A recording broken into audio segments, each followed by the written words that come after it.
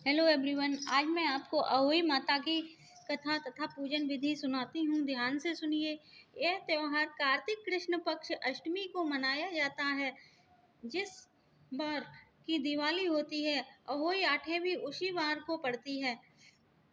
इस दिन पुत्रवती स्त्रियां निर्जला व्रत रखती हैं। पूजा विधि विधान।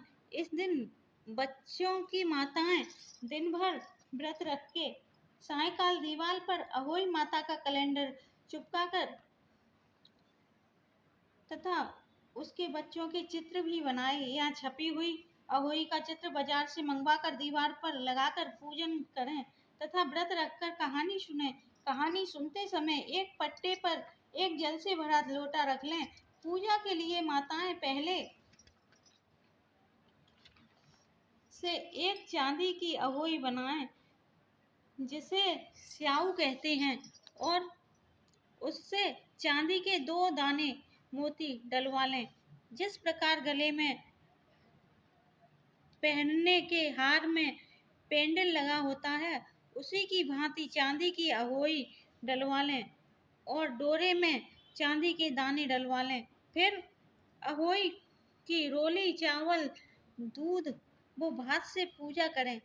हलवा पूड़ी से पूजा करें।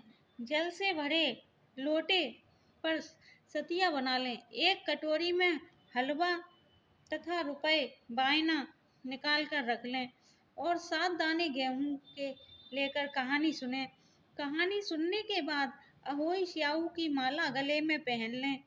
जो वायना निकाल कर रखा था, उसे सासू जी के पांव छूकर आदर पूर्वक उन्हें दे दें। जिसके बाद चंद्रमा को अर्घ देकर स्याऊ स्वयं भोजन करें। दीपावली के बाद किसी शुभ दिन अहोई को गले से उतारकर उसका गुड़ से भोग लगाएं और जल के छींटे देकर मस्तक छुआकर रख दें। जितने बेटे हैं उतनी बार तथा जिन बेटों की का विवाह हो गया हो उतनी बार चांदी के 2-2 दाने अहोई में डालती जाएं। ऐसा करने से अहोई माता प्रसन्न हो बच्चों की दीर्घायु करके घर में नित्य नए मंगल करती रहती हैं। इस दिन पंडितों को पेठा दान करने से शुभ फल की प्राप्ति होती है। अगर किसी के बेटा हुआ हो या बेटे का विवाह हो तो होई का उजमन होता है। एक थाली में 7 जगह 4-4 पूड़ी लेकर थोड़ा सा हलवा रखकर ऊपर तियर और रुपए रखकर पानी का हाथ फेरकर सासू जी के पैर छूकर दे दें। वह तियर जो सासू जी रख लें और हलवे पूड़ी का वायना बांट दें। अगर बहन बेटी अपने पास गांव में हो तो वायना निकालने के लिए भेज दें। कोई दीवार पर आटे से पोत कर गेरू से मांडे, कोई रंग मांडता हो तो सब तरह के रंग से मांड लें। कथा इस प्रकार है। एक साहूकार था जिसके 7 बेटे 7 बहुएं और एक बेटी थी। सब मिट्टी लेने गईं तो मिट्टी खोदते समय नंद के हाथ से स्याऊ का बच्चा मर गया। तब स्याऊ माता बोली कि मैं तेरी कोख बांधूंगी। तब नंद ने सब भाभियों से कहा कि मेरे बदले तुम अपनी कोख बंधवा लो। तो 6 भाभियों ने तो मना कर दिया, परंतु छोटी भाभी ने सोचा अगर मैं अपनी कोख नहीं बंधवाऊंगी तो सासू जी नाराज होंगी, इसलिए उसने अपनी कोख बंधवा ली। तब उसके बच्चा होता और होई सातवें के दिन मर जाता। एक पंडित को बुलाकर पूछा कि क्या बात है जो मेरा बच्चा होई सातवें के दिन मर जाता है। तब उसने कहा कि तू सुरही गाय की सेवा कर।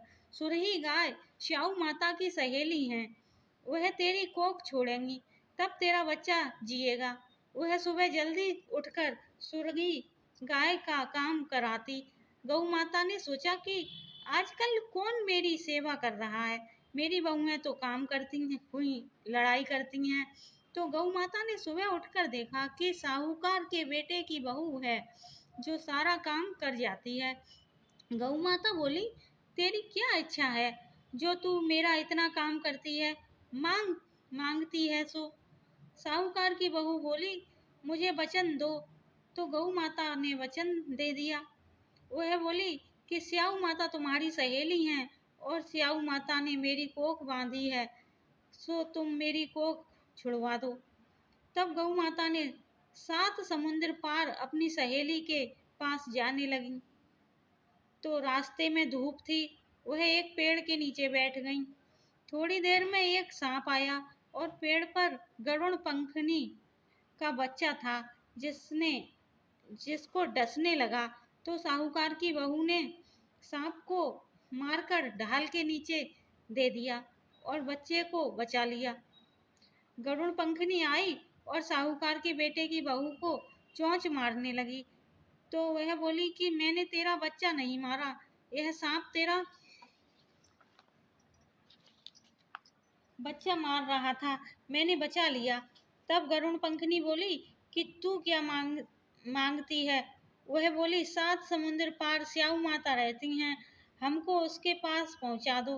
तो गरुड़ पंखनी ने उन्हें अपनी पीठ पर बैठा कर स्याऊ माता के पास पहुंचा दिया। तो स्याऊ माता बोली, आओ बहन, बहुत दिन में आई। और स्याऊ माता बोली कि मेरे तो सिर में बहुत जूं पड़ गई हैं। फिर साहूकार की बहू ने उसकी सारी जूं निकाल दी। तब स्याऊ माता बोली, तूने मेरी बहुत भलाई करी, इसलिए तेरे 7 बेटे 7 बहुएं हों। तो बहू बोली कि मेरे तो एक भी बेटा नहीं, 7 कहाँ से होंगे? तब स्याऊ माता बोली, क्यों नहीं होंगे? तब वह बोली कि पहले मुझे वचन दो। स्याऊ माता ने कहा, अगर मैं वचन से फिर जाऊं तो धोबी के घाट पर कांकड़ी हो जाऊं। तब साहूकार की बहू ने कहा, मेरी कोख तो तेरे पास बंधी पड़ी है। तब स्याऊ माता बोली, तूने मुझे ठग लिया, मैं तेरी कोख खोलती नहीं, परंतु अब खोलनी पड़ेगी। जा, तेरे घर 7 बेटे 7 बहुएं मिलेंगी और 7 उजमन करियो, 7 मांडियां, 7 कढ़ाई करियो। वह घर गई तो वहां देखा 7 बेटे 7 बहू बैठी हैं, बहुत धन हो गया। तो उसने 7 होई मांडी, 7 उजमन करे, 7 कढ़ाई करी। साड़ी जिठानी बोली कि सब जल्दी जल्दी पूजा कर लो, नहीं तो वह रोने लग जाएगी।